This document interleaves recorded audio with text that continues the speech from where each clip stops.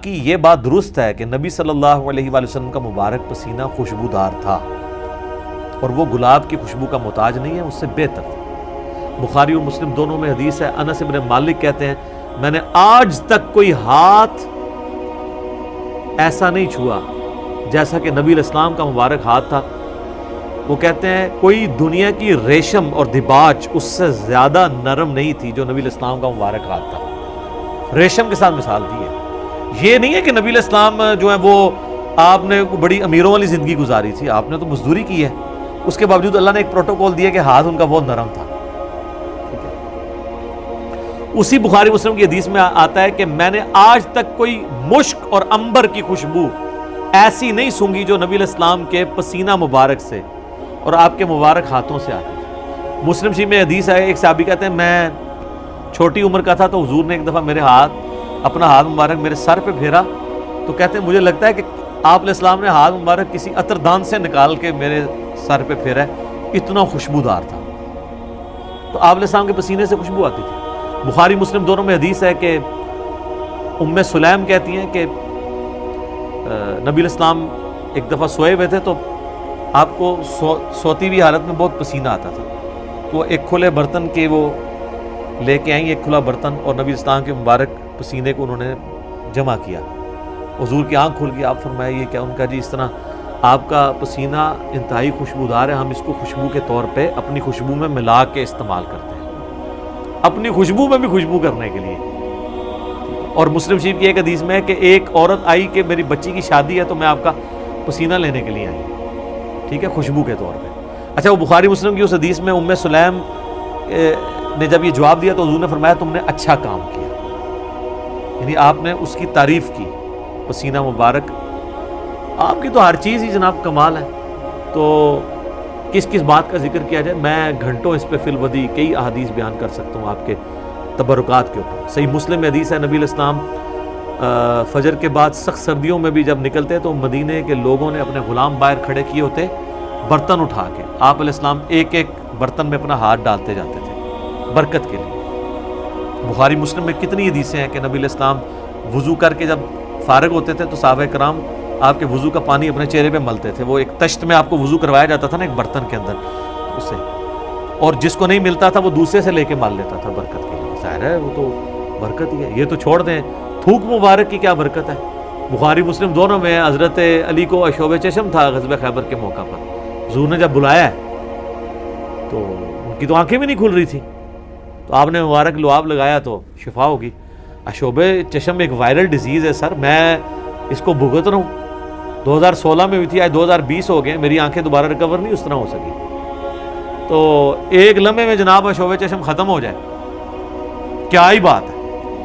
پھر آپ نے مبارک ہاتھوں سے زیرہ باندھ کے تو خیبر کے لیے روانہ کیا، آپ کی مبارک تھوک کی برکت۔ اس طرح بخاری مسلم میں کئی احادیث ہیں کہ آپ نے اپنا لعاب دہن کسی کنویں میں ڈالا ہے، پانی اوپر آ گیا، کھانے میں ڈالا ہے، کھانا 10 بندوں کا تھا 300 بندوں نے کھا لیا ہے اور اتنے کا اتنا ہے، کام ہی نہیں ہو رہا، تھوک مبارک کی برکت، ہاتھ مبارک کی برکت۔ بخاری مسلم میں آتا ہے کہ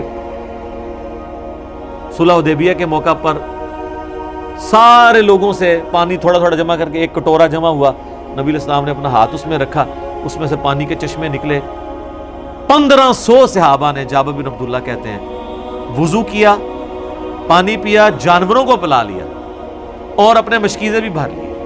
تو تابعی کہتے ہیں کہ وہ پانی کتنا تھا؟ انہوں نے کہا وہ دیکھنے کو تو ایک کٹورا تھا لیکن حضور کی انگلیوں سے جو چشمے نکل رہے تھے نا وہ پانی اتنا زیادہ تھا کہ 1,00,000 بھی ہم ہوتے ہیں نا وہ پانی 1,00,000 کو بھی کفایت کرتا تھا۔ تو آپ کے مبارک ہاتھوں کی برکت تھی۔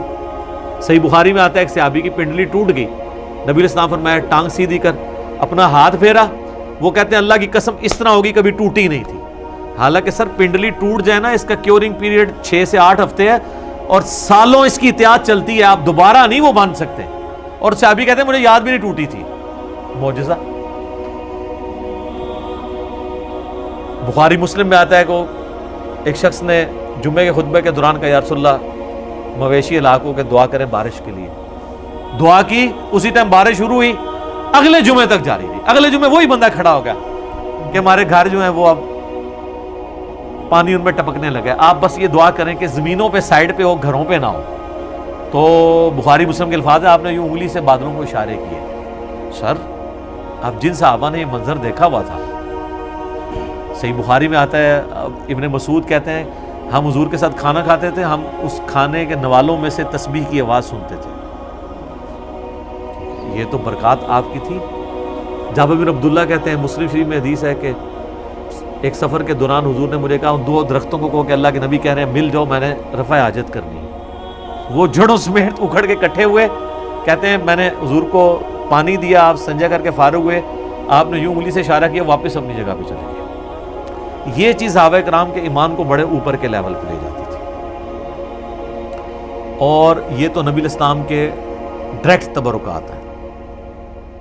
آپ کے بال مبارک جو آپ سے ٹوٹ کے الگ ہو چکے ہیں, ان کی برکات بھی آپ سنیں. صحیح بخاری میں آتا ہے کہ ام سلمہ نے حضور کے چند بال نکالے ایک ڈبیا میں سے. صحابہ ملاقات کے لیے گئے ام المومنین سے, ان کا یہ حضور کے بال ہیں, اور جب بھی کوئی بیمار ہوتا ہے تو محلے میں سے مجھے پانی کا برتن بھیج دیتا ہے, ہم اس میں گھول کے دیتے ہیں, شفا ہو جاتی ہے. حضور کی وفات کے بعد.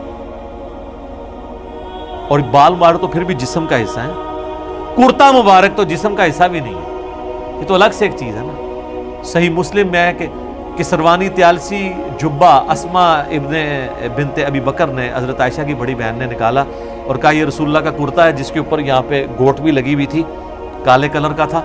بائی چانس آج میں نے بھی کالا کپڑے پہنے, یہ سنت ہے. تو وہ کہتی ہیں کہ حضرت عائشہ کی وفات کے وقت میں نے اپنی بہن سے یہ کرتا لے لیا اور حضور اسے پہنتے تھے, اور ہم اس کا دھون مریضوں کو شفا کے لیے دیتے. یہ ساری آپ کی برکات ہے. آپ علیہ السلام ایز اے اسپیشیز انسان ضرور تھے, مرتبے میں اور کوالٹیز میں کوئی انسان ان کے برابر نہیں تھا. بخاری مسلم میں آتا ہے کہ آپ علیہ السلام پیٹھ کے پیچھے بھی دیکھ لیتے تھے. آپ نے فرمایا, بخاری مسلم کے الفاظ ہیں کہ اپنی صفیں سیدھی رکھا کرو اور نماز خشوع و خضوع سے پڑھا کرو. اللہ کی قسم میں اپنے پیٹھ کے پیچھے سے بھی تمہیں دیکھ رہا ہوتا ہوں. یعنی حضور علیہ السلام کو پیچھے بھی نظر آتا تھا آنکھ کے بغیر. یہ معجزہ ہے. یہ اللہ نے آپ کی اسپیشل پروٹیکشن کی ہوئی تھی, آپ پہ وہ پیچھے سے بھی حملہ نہیں کر سکتا تھا. آپ ہر طرف 360 ڈگری کا آپ کو ویژن ہر وقت نظر آتا تھا. یہ آپ کا معجزہ تھا.